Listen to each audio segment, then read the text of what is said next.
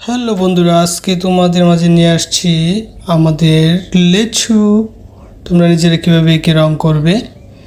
তো সাথে থাকো রবিন ফাইন আর্টস একাডেমির পুরো ভিডিও দেখতে। তো আমরা একটা পেজ নিয়ে নিলাম। সেই পেজে প্রথমত আমরা লিচুর বোটা অংশগুলো আমরা এঁকে নিচ্ছি, দুই পাশে দুইটা লাইন দিয়ে চিকন করে।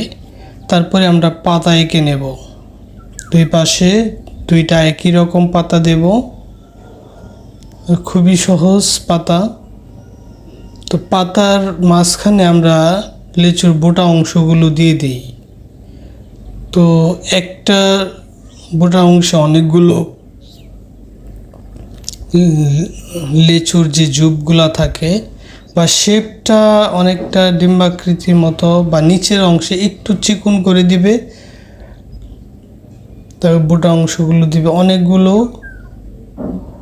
এবং একটার পিছনে আরেকটা। বোটা কোথাও খালি থাকবে, কোথাও বেশি থাকবে। ছোট বড় হোক সমস্যা নেই, কোনোটা ছোট বড় হতেই পারে। এটা নিয়ে এত মাথা ঘামানোর দরকার নেই। একেবারে যে অ্যাকুরেট হতে হবে বিষয়টা তা না। তোমরা জাস্ট গোল গোল দিয়ে আজকে আমি যেভাবে রং দেখাবো, বর্ডার দেখাবো, সেভাবে করে দেখো তোমরা কত সুন্দর হয়। তো আমি একটা সাইন পেন মার্কার দিয়ে এখন বর্ডার করে নিচ্ছি। বর্ডারটা দেখো, সাইড দিয়ে লক্ষ্য করো, কাটা কাটার মতো করে একটু কার্ভ করে আঁকা বাঁকা করে বর্ডারগুলা, প্রত্যেকটা লিচুর সাইড বর্ডারগুলো এইভাবে হবে। তো বর্ডারটা তোমরা একটু সময় নিয়ে করবে, আস্তে আস্তে, কারণ বর্ডারটাই যত সুন্দর হবে, যত সুন্দর হবে তার লিচু তত সুন্দর হবে। তো আমি একটু তাড়াতাড়ি দেখাচ্ছি বর্ডার, কারণ এটা আস্তে দেখানোর কিছু নেই, তোমরা নিজেরা পারবে। তো বর্ডার খুব দ্রুত দেখাচ্ছি। তারপর বর্ডারের শেষে মাঝখানে অনেকগুলা ডট ডট দিয়ে দিবে। তো ডট ডট দিয়ে দেওয়া শেষ হলে সবকটা বর্ডার দিয়ে ফেলতে হবে। পাতা বোটা যা আছে সবগুলো বর্ডার করে ফেলতে হবে।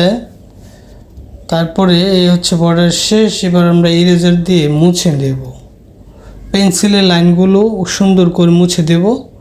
মোটামুটি ড্রয়িং শেষ। এখন আমরা এটাকে পেট্রা কালার দিয়ে, পেট্রা পেন্সিল কালার বক্স আমি একটা নিয়েছি, তোমরা যে কোনো কালার পেন্সিল নিতে পারো। আমি কালার পেন্সিল দিয়ে দেখাচ্ছি আজকে। প্রথমত ব্রাউন কালার নিয়ে নিলাম। ব্রাউন কালারটা কিভাবে দেবে এটা একটু নিজেরা ভালো করে লক্ষ্য করো, কারণ হচ্ছে মাঝখানে বরাবর আমরা ব্রাউন কালারটা দেব,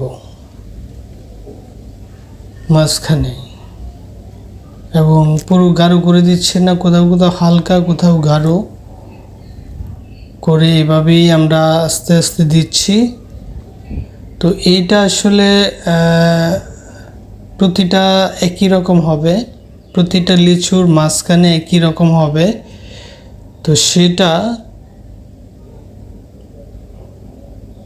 একটু লক্ষ্য করে দেখো, মানে আমরা বাঁ পাশে একটু গাঢ় করে দিয়ে মাঝখানে এদিক দিয়ে হালকা করে দিয়েছি, প্রতিটা একই রকম।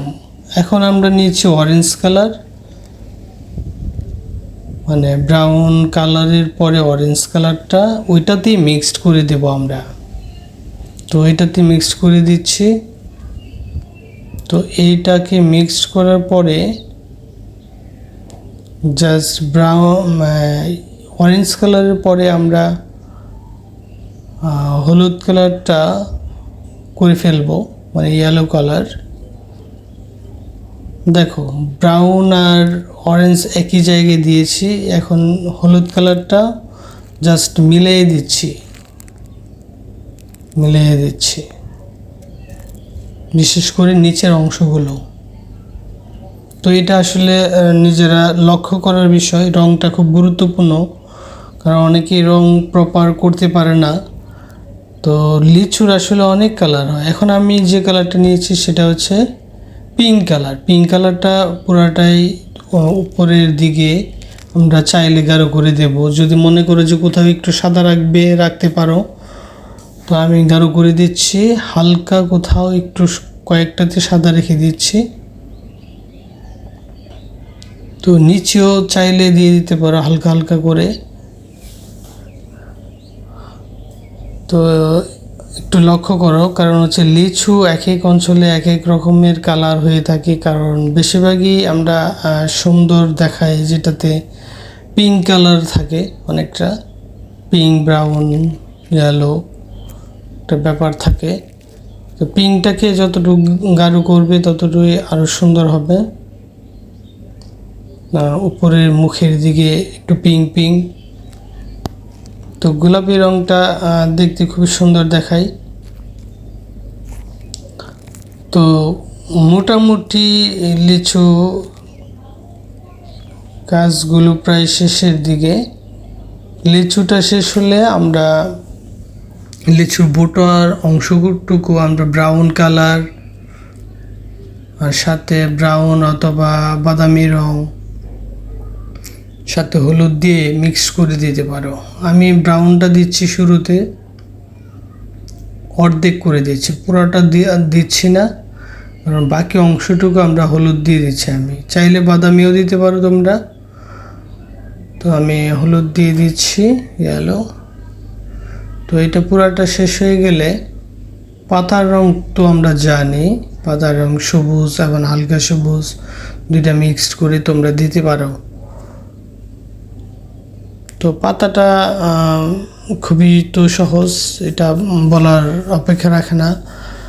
তো মূলত লিচুর রংটা তোমাদের যদি মনে করো যে এটা বুঝতেছো না, প্রয়োজন আবার দেখো।